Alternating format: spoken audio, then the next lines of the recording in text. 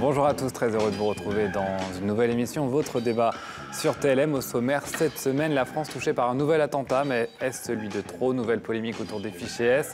C'était le cas de l'assaillant, l'opposition réclame des mesures fortes et les lignes semblent bouger. Des universités bloquées, des examens annulés, des étudiants pour beaucoup députés. Ça se passe à Lyon 2, il a suffi d'une poignée de contestataires pour bloquer le système et protester contre la politique du gouvernement.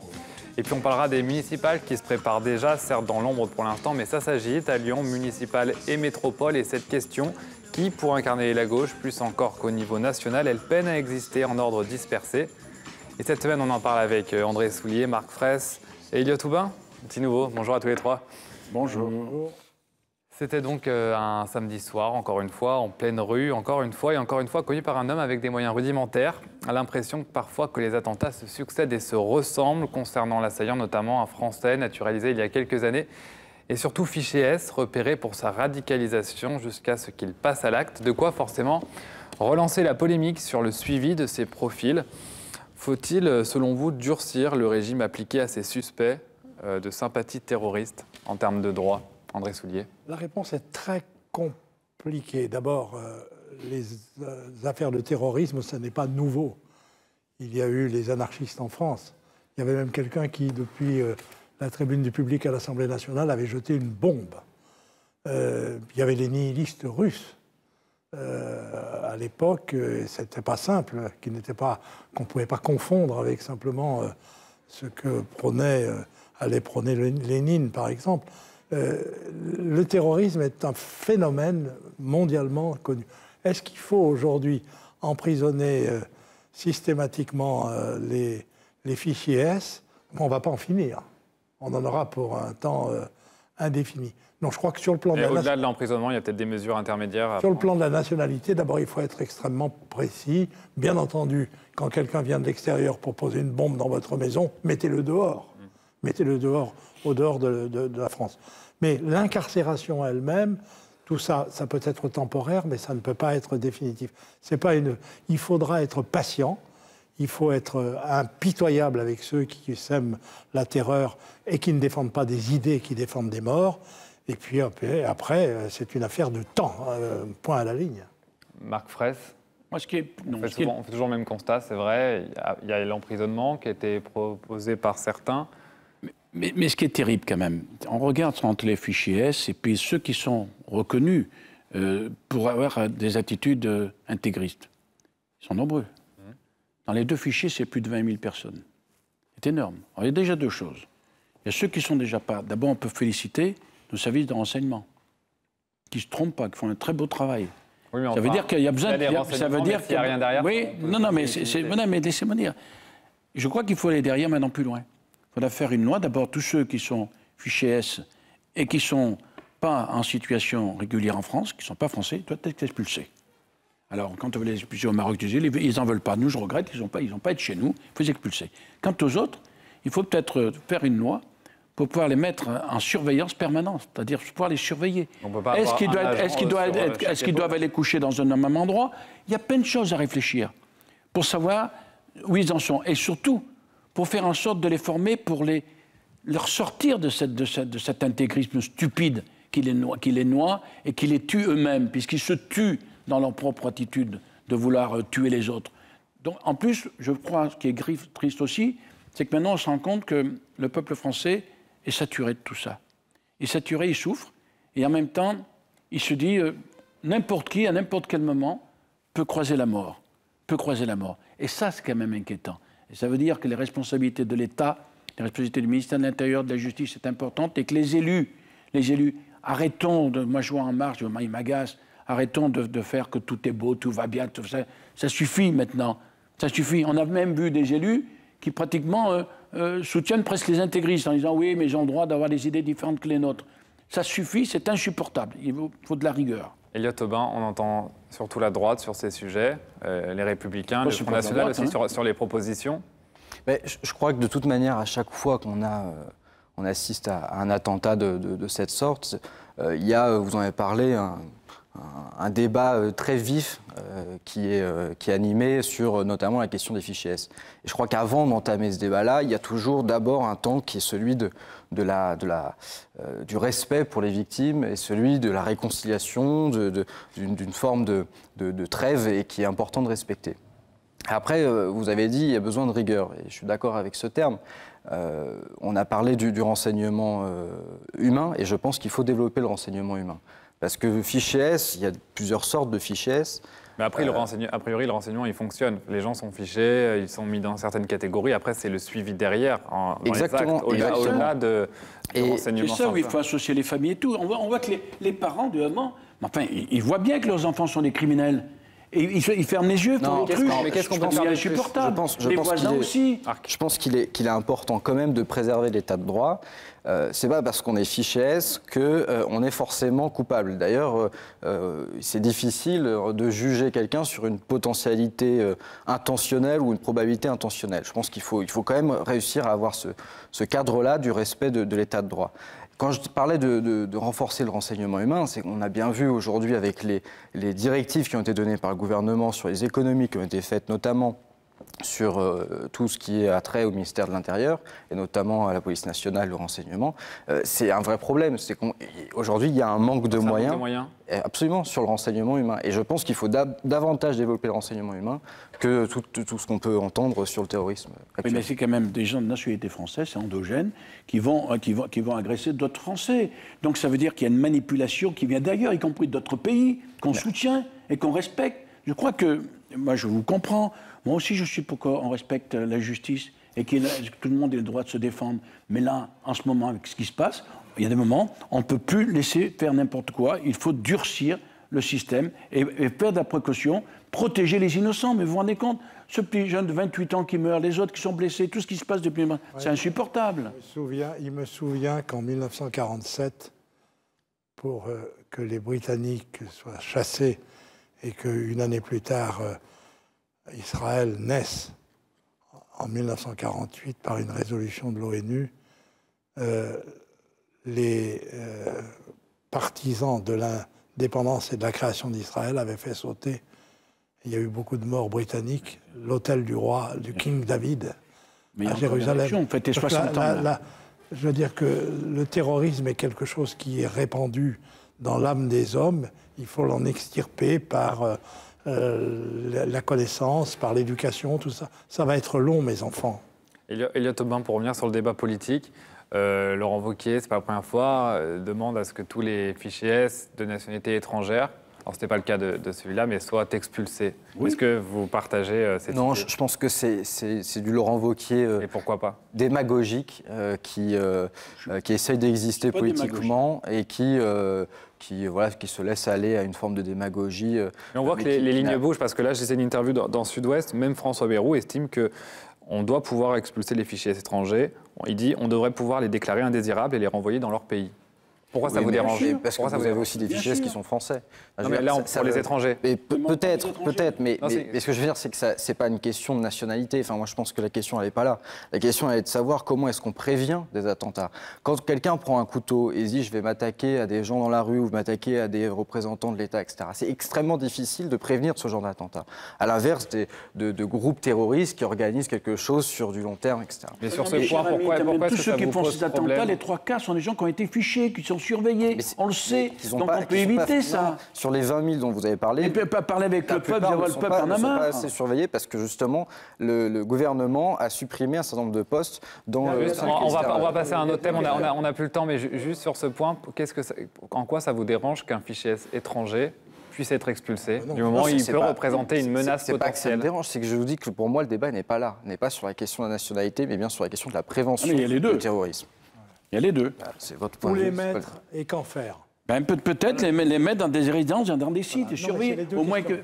Où les mettre et qu'en faire? Et surtout les former, leur apprendre qu'ils sont en train de se suicider eux-mêmes. Et qu'ils sont tombés dans la manipulation, sont des jeunes en plus. N'est pas coupable. Totalement manipulé. Il faut associer les familles, il faut appeler les parents. On ne peut pas accuser quelqu'un qui n'a pas encore fait quelque chose. On continuera d'en parler, on va passer à un autre sujet. Non, mais c'est important ce sujet. Il aura suffi d'une poignée d'individus pour bloquer les 2000 étudiants qui espéraient pouvoir enfin passer sereinement leurs examens de fin d'année. Sauf que ça ne s'est pas passé comme ça. À Lyon 2, c'était lundi dernier, les salles d'examen ont été bloquées par quelques étudiants opposés à la politique du gouvernement et particulièrement à la réforme de l'université. Décision de l'université, justement, eh bien, annuler les examens, remplacés par le contrôle continu et des devoirs maison.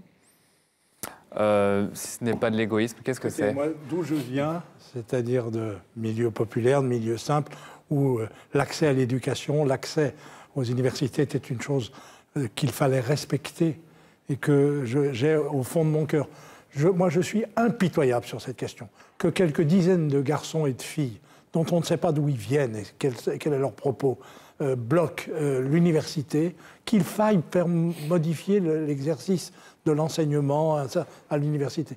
Je le dis avec d'autant plus d'aise et de tranquillité que j'ai l'immense honneur d'être appelé au conseil d'administration de Lyon 3, dont je sors. Je considère que ce que de petites bandes font à l'intérieur de l'université est profondément blâmable. Et que je ne sais pas s'il faut... Je ne dis pas qu'il faut les expulser, ceux-là. De l'université, oui. Mais là aussi, c'est une forme de faiblesse. Non. Enfin, il y a 700 jeunes qui se sont réunis. Il y a 22 000 étudiants à Lyon 2. 22 000. Il y en a 700 qui se sont assemblés générales, qui ont décidé de tout bloquer. Et on laisse faire ça? À un moment donné, c'est plus possible. On pénalise tous les autres. Ça, il faut s'adresser à madame. On pénalise pratiquement 20 000, mais c'est une catastrophe. Elliot Aubin, de quel droit on peut interdire des étudiants d'aller étudier à l'université? La question, c'est à peu près la même question que sur la grève SNCF. Vous étiez du côté des bloqueurs? Moi, je soutiens en partie, en tout cas, je soutiens l'opposition à la loi au RE. Non, mais je crois qu'aujourd'hui, les étudiants, par ces blocus, ont une expression politique, une expression contestataire par rapport à la réforme. Minoritaire par rapport à ceux qui veulent aller en cours. Et justement, mais à partir de quand est-ce qu'on a concerté les étudiants sur la mise en place de la loi ORE? À aucun moment. Est-ce qu'on a concerté les étudiants sur la suppression des APL, enfin des 5 € sur les APL? Non plus. Donc il y a une forme aujourd'hui de contestation qui s'exprime par le blocus. Alors on peut être contre, on peut être pour, j'en sais rien, mais en attendant, elle s'exprime de cette façon-là. Et non, c'est pas une poignée d'étudiants qui bloquent les autres. Plusieurs dizaines. Si aujourd'hui il y a des jeunes gens, des étudiants qui se mobilisent, c'est pas pour faire sauter les cours, c'est bien pour pouvoir préserver l'université comme un temple du savoir et non pas aller dans cette logique dans laquelle leur point de vue, mais à la le limite, gouvernement s'exprimer, ils peuvent très bien manifester, ça c'est leur droit, ça ne l'aurait pas interdit, mais par contre... Mais c'est inacceptable. C'est pour faire bouger les choses. C'est bien c'est un rapport de force pour renvoyer la responsabilité auprès du gouvernement. Mais parce que vous pensez qu'ils sont pas sérieux? Vous pensez moi je pense davantage qu'ils pensent à l'intérêt général en étant là. Travailler leur dossier, et préparer leur examen que de faire les fous pour. Mais justement, ils font ça pour que demain d'autres puissent le faire. Mais on est en démocratie. Il y a une Assemblée nationale, il y a un gouvernement qui a décidé des choses. On respecte ou on respecte pas. On attend la prochaine élection. Vous estimez être... On bloque pas tout. Est-ce que la loi ORE était dans le programme d'Emmanuel Macron? Est-ce que la suppression des 5 € de les APL était dans le programme d'Emmanuel Macron? Non, ce n'était pas le cas. Oui. Donc il n'a pas été élu là-dessus. Oui, mais enfin, ils ont pris une décision. C'est la il y a une contestation. Est-ce que vous avez conscience quand même d'être minoritaire? Il y a des élections européennes qui viennent, il y a d'autres élections qui vont arriver, municipales. S'il y a une contestation, il faudra apporter la contestation. Elle sera visible. Mais ce n'est pas une raison de pénaliser tous les étudiants. Mais ils ne les pénalisent pas. Ah si. Franchement, les souvenirs que je peux avoir de l'université avant même 1968, et dans des périodes où il y avait des contestations et des difficultés. Il y avait même la guerre d'Algérie, la guerre d'Indochine, la guerre d'Algérie, etc., etc. Ce n'était pas une situation simple. C'est une fierté formidable d'avoir vu des professeurs qui venaient vous aider, à la condition que vous manifestiez l'envie de réussir, mais de réussir pour vous, pour les vôtres. Je trouve aujourd'hui extrêmement curieux qu'une petite poignée d'hommes, dont on ne sait pas du tout qui ils sont, d'où ils viennent, exactement, et ce qu'ils cherchent. Quel est vraiment leur objectif? Je n'arrive pas à lire. Je vais vous le dire, ce sont des c'est une forme de terrorisme d'éducation. Non. Mais vous pensez qu'ils sont majoritaires? Pour parler de terrorisme, pour parler de sérieux et de rigueur, vous ne pouvez pas parler des étudiants comme des terroristes. Je trouve qu'il y a un cercle de convergence, il y a un cercle de la fac de droit avec qui je travaille beaucoup. Et j'ai vu ces jeunes cette semaine, parce qu'on en prépare notre de la pensée. Eh bien, je peux vous dire qu'ils sont choqués de ce qui se passe. Oui. Et c'est des jeunes qui travaillent, c'est des jeunes qui veulent réussir leur vie, ils sont choqués. Qui sont Pas du tout, mais ou pas autres. du tout, Évidemment que mais sont pas du choqués tout. parce Le que cercle de c'est convergence réunit des gens de toute tendance Non, mais je politique. sais pas, Est-ce que le je- problème, il est pas là? Est-ce que vous avez perdu la bataille? Comment? Est-ce que Sur les c'est que universités. des beaux? Ah, c'est André loin Soulet. d'être des bourges. Oh, ça sert à rien de parler en même temps, on n'entend pas. Pardon. Est-ce que vous estimez avoir perdu la bataille sur ce sujet-là? Non, au contraire, je pense qu'on on le voit bien, il ne s'agit pas que de Lyon 2. Il y a Tolbiac, il y a Paris, il y a Nanterre, enfin, il y a un certain nombre de... Mais vous avez conscience que les étudiants, à chaque fois, sont largement minoritaires quand même? Mais quand on a autant de facs qui sont bloqués, ça veut bien dire qu'il y a un problème quelque part. Parce que quand on bloque, forcément, on pose plus de problèmes que quand on va simplement... Exactement, bloquer pour les exactement. moyens.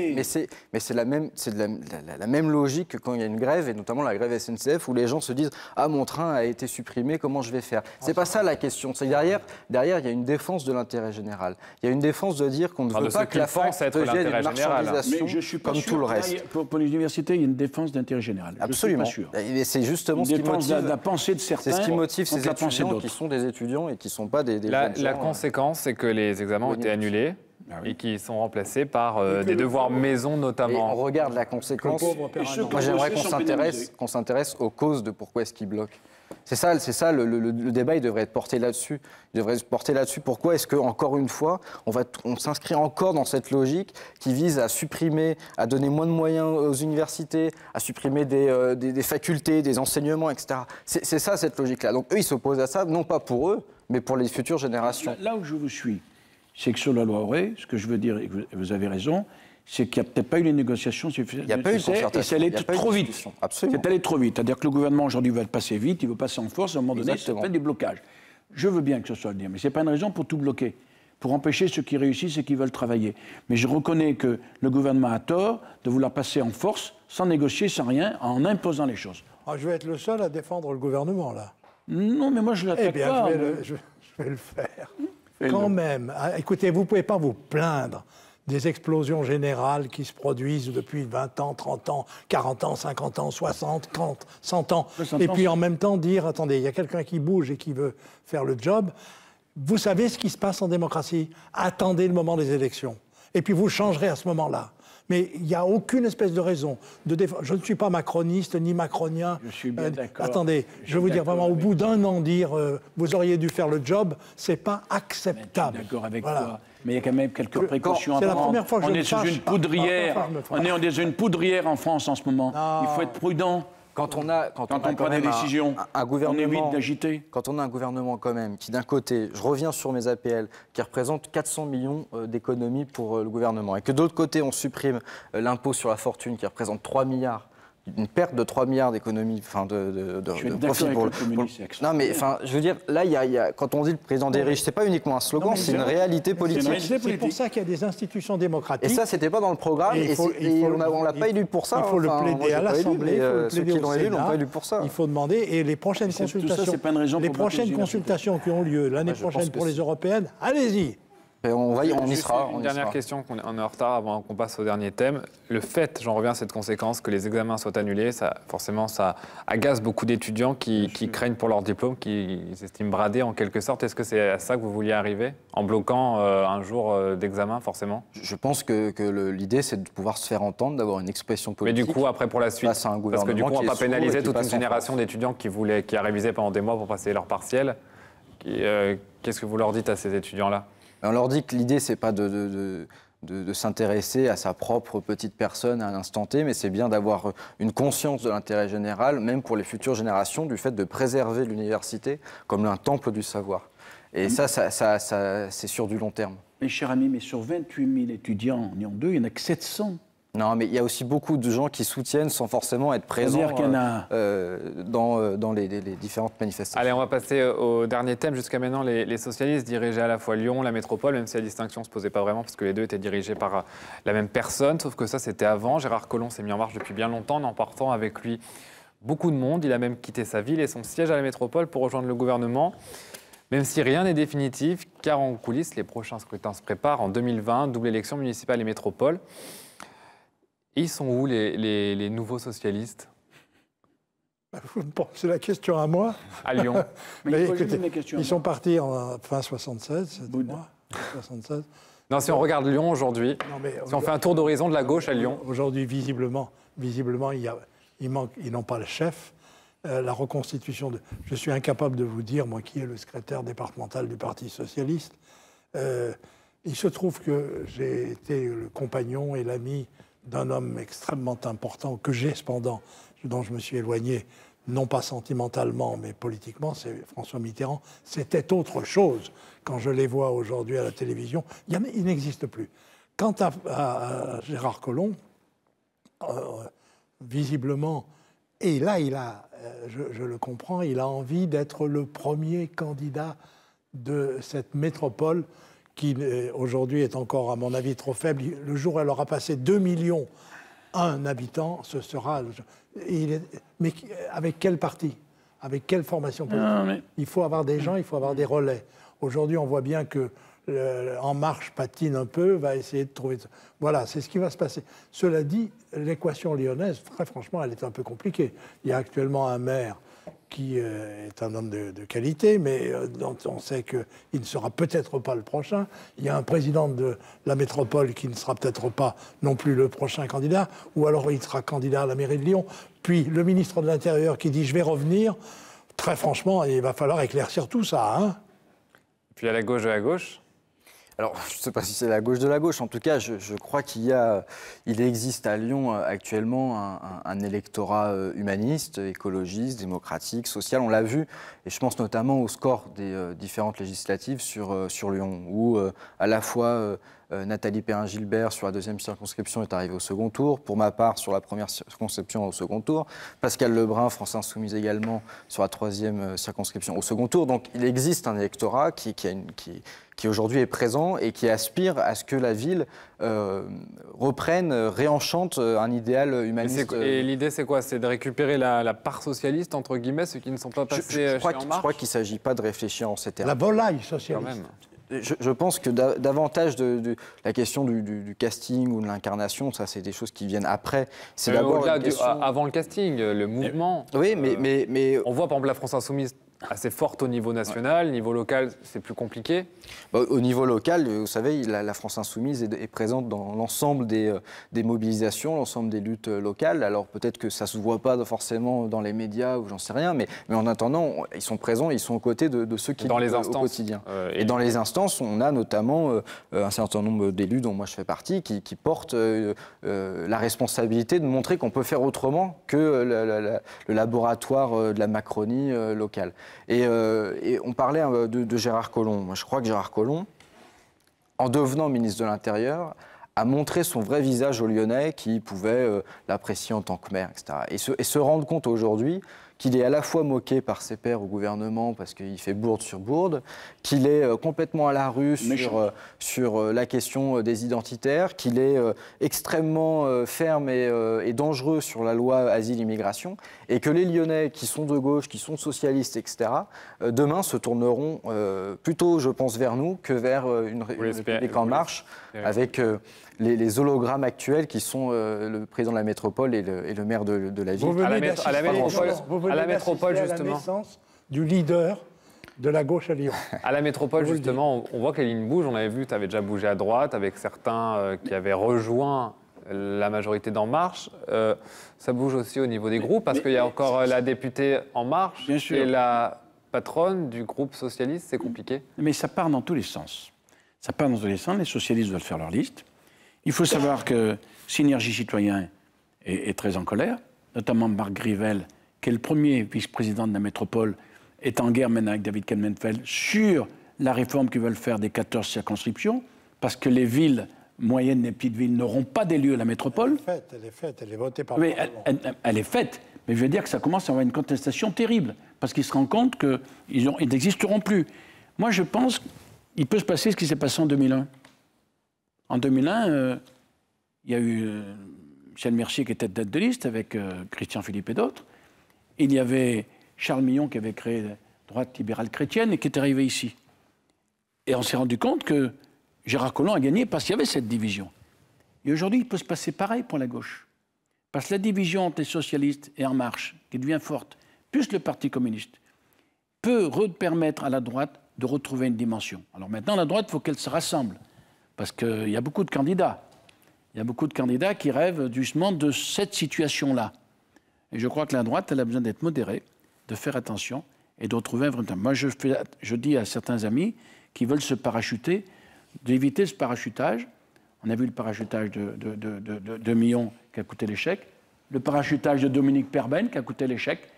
Je crois qu'il faudra faire confiance aux Lyonnais, de droite, modérés, libéraux, pour faire en sorte qu'on retrouve un espace à Lyon comme on pourrait en avoir eu. Ça sera le mot de la fin. On n'a plus le temps. Juste un nom, Elliott Aubin, je voudrais vous entendre. Que vous souhaiteriez avoir qui comme candidat pour 2020 ? Je ne sais pas, je vous dis, moi, ce qui m'intéresse, c'est d'abord qu'on envisage quel programme et qu'est-ce qu'on veut porter pour la ville demain. Merci beaucoup d'avoir participé à ce débat, André Soulier, Elliott Aubin et Marc Fraisse. On se retrouve très vite pour un nouveau débat sur TLM. En attendant, tous vos replays sont disponibles sur tlm.tv. Très bonne semaine. Merci.